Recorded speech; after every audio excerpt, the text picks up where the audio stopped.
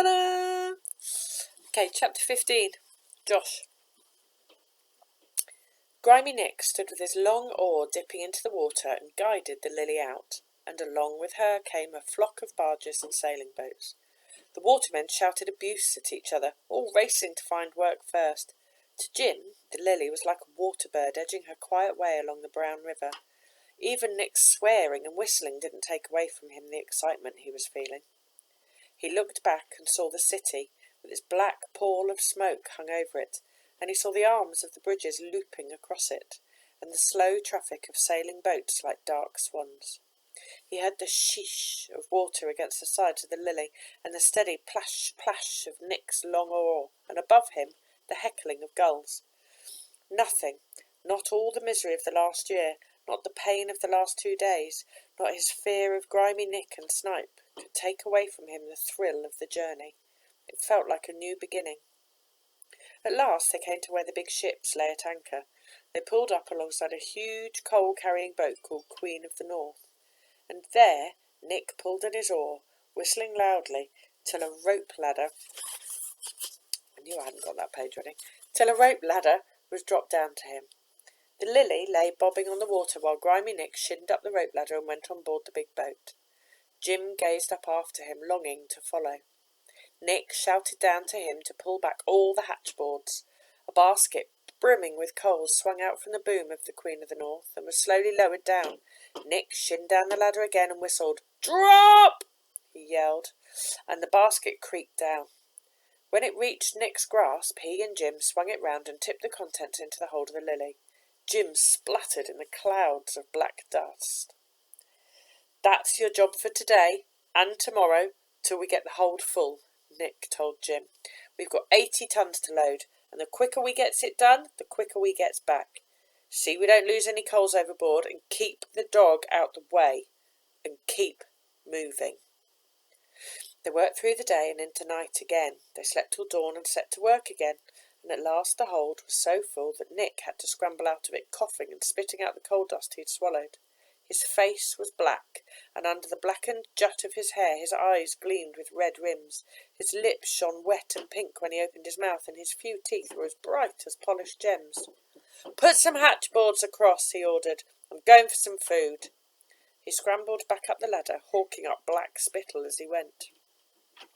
Jim heaved down the hatchboards and lit the stove, squatting by it for warmth. The afternoon wore on into evening, and a grey gloom settled over the sky. The water glowed with the setting sun and then faded into the dark. One by one the boats around him had their lanterns hung over their sides. It was as if there were hundreds of small fires dancing on the water. Jim guessed that nothing would move now until the next tide. From the Queen of the North came occasional bursts of laughter and shouts of singing. Jim could smell tobacco. He felt quite happy now that the work had stopped and he could rest. Soon, he knew, Grimy Nick would come swearing back down again and shout at him for something, but at least he'd be bringing him food. Jim swilled out his mouth with the last of the water. Snipe lay watching him, his ears sharp, mean points of malevolence, his eyes yellow holes of light. Jim gazed out across the black water. He could hear it breathing like a huge, waiting beast. "Hey, below!" a voice called down to him. Jim jumped up. "Who is it?" He held up the lantern and watched as an unfamiliar pair of boots swung down the ladder towards him. Snipe growled and then settled down again as the owner of the boots jumped onto the lighter and stroked the dog's head. "Come to see how Benjamin is," the man said in a strange accent. "I don't know him," said Jim. "The other lad that comes with Nick. Big, clumsy lad," the man said. Jim remembered what a boy had said to him outside the waterman's arms. "I think he might be in hospital." The man whistled. "Well, I'm not surprised. He looked bad last time I saw him. I've been worrying about him, and I'd say it was Nick that got him that way." "I don't know." Jim was afraid of saying anything in case this was a trick. Nick might be halfway up the ladder there, dangling in the dark and waiting to pounce on him.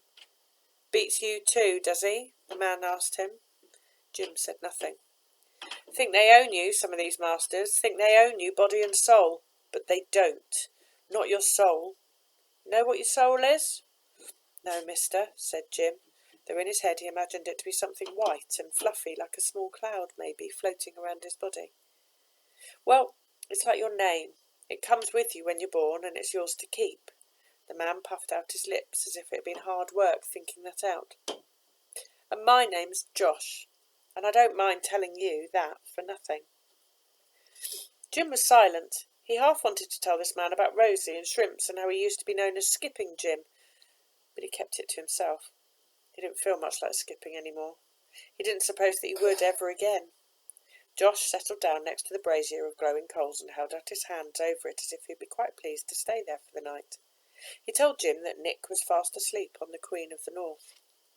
"He's stuffed his belly so full that he can't stuff any more in it," Josh said, "so don't expect him down for a bit. Not till the tide comes in, I'd say." "Where does the tide go to?" Jim asked, a bit timid. He was still wary of Josh, but he liked him. He knew that. He'd never known any man like him before, who spoke kindly to small boys. "Go to?"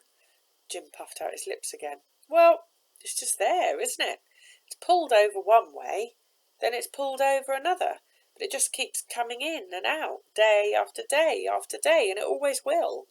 Where there isn't land, there's water, lots of it, and you can only see the top of it. There's more of it underneath, miles and miles of it. Imagine that." Jim tried to imagine it, but he was tired and hungry, and thinking was difficult. "Do you live in that boat?" he asked Josh. "No more than I can help. I've got a proper home. As soon as you light us, take our coal off us, we go home. We sail up the coast of England from here, right up to the north, and that's not the end of the sea, you know. If you just stayed on water, you could go right round the world." "I wish I could do that," Jim said. Josh laughed. "You're a funny one, you are. What would you want to do that for? It's big and empty, the sea is. Lonely." "I might find somewhere nice to live." Josh laughed again and shook his head. "You don't like living here, then?" "No, mister, I don't. It's cold, and it's hard, and I don't get enough food." Jim lowered his voice. "And he shouts and he screams so much." "Not much of a life for a boy," Josh agreed. "I've got a little lad like you. I'm glad he's tucked up in bed with his sisters and his mam, and not stuck out here." Jim riddled the coals in the brazier. He could feel his cheeks blazing hot and his eyes smarting. He had a new idea inside him, a little feverish will-o'-the-wisp idea. He poked the coals again, easing them round to let the ashes sift through the grid. Josh stood up and stretched.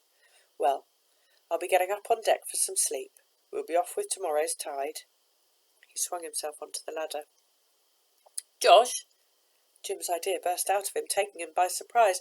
"Can I come with you?" Josh looked down at him. His face was in deep shadow. "Come with me." His voice was soft. "Why?" Jim lowered his head and shrugged. His cheeks were burning again. He couldn't find his voice properly. "I think it'd be better, that's all," he whispered. "Nothing gets much better," Josh said. "Not till you're dead." He hauled himself quickly up the rope, whistling tunelessly between his teeth. Jim sat for a long time with his legs crossed and his arms folded across his knees. The moon was out, bright and round as a mocking face, and the river was billowing up to it, and beyond was blackness. There was no other world but the blackened heart of the lighter and his own small bench space. This was his home. He had to accept it.